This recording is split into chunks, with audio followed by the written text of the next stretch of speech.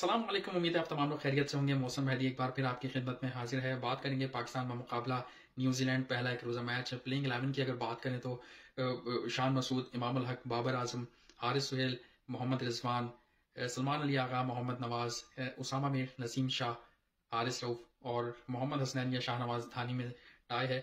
अंदर की जो इंसाइडर है वो ये आपको बता दें कि बाबर आजम फ़खर जमान को खिलाना चाहते थे, लेकिन अबूरी सिलेक्शन कमेटी की जानिब से जब से शान मसूद को नायब कप्तान बनाया गया तो अब बाबर आजम को खिलाना, शान मसूद को खिलाना मजबूरी होगी।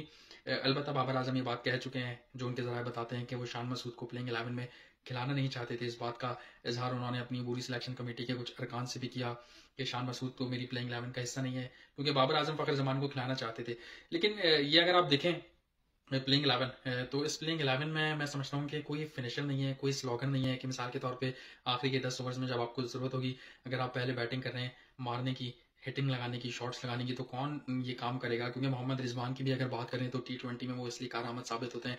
पावर प्ले में वो ओपनर आते हैं, पावर प्ले उनको मिलता है, शॉट्स निकालना आसान होते हैं, फील्डर्स दायरे में होते हैं। लेकिन वनडे की सिचुएशन में जिस नंबर पर मोहम्मद रिजवान आएंगे, वो नंबर खासा एक तो इम्पॉर्टेंट भी है, क्योंकि लास्ट के ओवर चल रहे होते हैं, आपको स्कोर आगे बढ़ाना होता है। और क्या मोहम्मद रिजवान में इतनी अहलियत है कि वो उस सिचुएशन में शॉट्स मारने की मतलब अहलियत रखते हैं। साथ साथ सलमान अली आगा को मैं समझता हूँ कि ये रोल दिया जाएगा कि वो थोड़ा तेज खेलें, थोड़ी स्लॉकिंग करें, क्योंकि इस टीम में आसिफ अली, इफ्तिखार अहमद है, जो कि पाकिस्तान क्रिकेट टीम की T20 में प्रॉपर स्लॉगिंग करते थे। वो परफॉर्म नहीं कर सके, वो अलग बात है, लेकिन ऐसा स्लॉगन उनको खिलाया जाता था। देखते हैं कि आज के मैच में पाकिस्तान क्रिकेट टीम किस तरह से परफॉर्म करती है।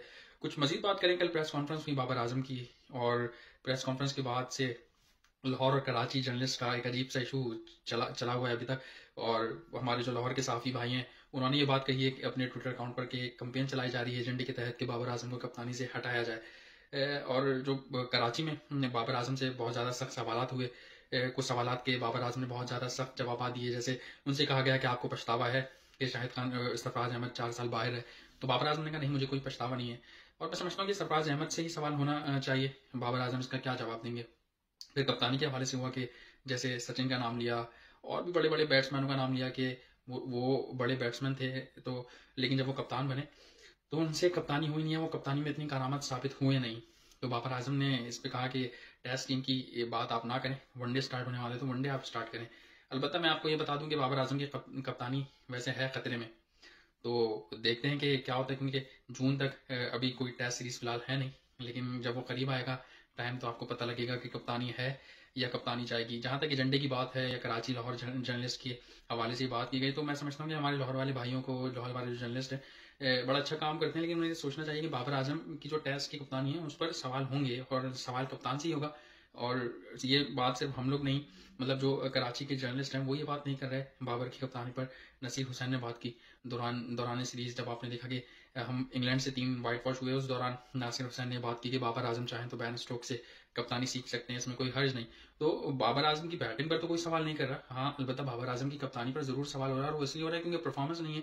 आप देखें, इंग्लैंड से वाइट वॉश हुए, न्यूजीलैंड से ड्रॉ हुआ, फिर ऑस्ट्रेलिया से हम हारे, वो भी अपनी होम ग्राउंड पर, अपनी होम कंडीशंस का हम फायदा नहीं उठा सके। तो बाबर आजम तो वो वाहिद और लकी कप्तान थे कि जिनको मौका मिला था होम ग्राउंड पर सीरीज का, या होम ग्राउंड पर लड़ने का। और होम ग्राउंड पर यही होता है कि आप फायदा उठाते हैं कंडीशन से, तो हम अपनी कंडीशन से, हमारे कप्तान फायदा नहीं उठा सके, तो अवे की जो सीरीज होंगी उसमें हम किस तरह फायदा उठाएंगे।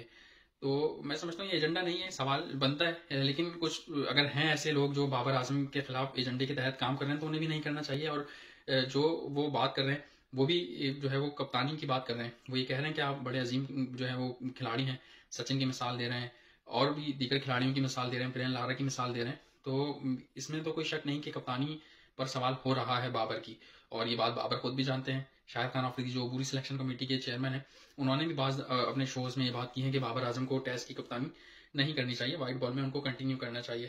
खैर अभी टेस्ट क्रिकेट, जिस तरह मैंने कहा कि जून तक कोई है नहीं, बहुत बड़ा गैप आ रहा है, तो वनडे पर हमें फोकस करना चाहिए। और शान मसूद के हवाले से जहाँ तक बात है, तो कहा ही जा रहा है कि शान मसूद को, क्योंकि शान मसूद के जो वालिद साहब हैं वो बड़े पहुंची हुई चीज़ें हैं, बहुत पैसा है उनके पास, और उनके ताल्लुकात भी बहुत हैं। और कहा ही जा रहा है कि इस्लामाबाद में बहुत ज़्यादा हाई अथॉरिटीज़ से उनके ताल्लुकात हैं, वहाँ से डायरेक्शन आई है शान मसूद को नायब कप्तानी के हवाले से कि इनको नायब कप्तान बनाया गया है। थोड़े से स्टैट्स अगर आपको बताएं, पाकिस्तान और न्यूजीलैंड 2015 के बाद से पाकिस्तान न्यूजीलैंड से 12 मैचेस खेला है, और उसमें से 10 हारा है, 2 सिर्फ पाकिस्तान जीता है। और 11 मैचेस ऐसे हैं कि जिसमें बाबर आजम ने मतलब बाबर आजम भी पाकिस्तान क्रिकेट टीम के साथ थे। तो आज से जो सीरीज शुरू होगी 3 वनडे मैचेस की, बहुत बड़ी जिम्मेदारी होगी बाबर आजम पर। उनकी एक तो फॉर्म के हवाले से और फिर जो कप्तानी का उन पर प्रेशर है टेस्ट के हवाले से, क्योंकि वाइट बॉल में तो सही है वो उनकी कप्तानी, वाइट बॉल में T20 में भी सवालिया निशान रही वर्ल्ड कप की अगर बात करें। लेकिन अब देखना हो ये होगा, नया साल है, नई सीरीज है, नई टीम है, और बाबर आजम इस टीम को कैसे कैरी करते हैं। और जहां तक शाहिद खान आफरीदी और बाबर आजम की बात है, तो शाहिद खान आफरीदी और बाबर आजम के हवाले से सवाल हुआ कि शाहिद आफरीदी ने कहा था कि ज़रूरी नहीं सिलेक्शन कमेटी और कप्तान एक पेज पर हो, तो उसको डिनाई कर दिया बाबर आजम ने कि नहीं ऐसा नहीं होता। हमेशा ऐसा रहा है कि सिलेक्शन कमेटी हो, कप्तान हो या मैनेजमेंट हो, सबको एक पेज पर होना लाजमी होता है। तो दोनों के बयान में तजाद, इससे आप समझ सकते हैं कि बाबर आजम के कुछ फैसले ऐसे हैं कि जो नहीं माने गए, और अगर इस सीरीज में कुछ उल्टा सीधा होता है तो मे भी ये बात मजीद खुलकर सामने आए। अब एक और सवाल है, क्या नजम सेठी साहब शाहिद खान आफरीदी जो सिलेक्शन कमेटी उसको मजीद टाइम देते हैं या नहीं। तो नजम सेठी ने शाहिद आफरीदी से कहा है कि आप बताएं मुझे, आप कंटिन्यू करना चाहते हैं। तो शाहिद खान आफरीदी ने 1 हफ्ते का टाइम मांगा है। उसके बाद नजम सेठी साहब और जो डॉक कमेटी है वो फैसला करेगी कि इस सिलेक्शन कमेटी को मजीद टाइम दिया जाए या फिर नहीं दिया जाए। उम्मीद करते हैं कि पाकिस्तान क्रिकेट टीम आज जीत के साथ इस सीरीज का आगाज करेगी। अपना ख्याल रखिएगा। मोहसिन मेहदी को इजाजत दीजिए। अल्लाह हाफिज।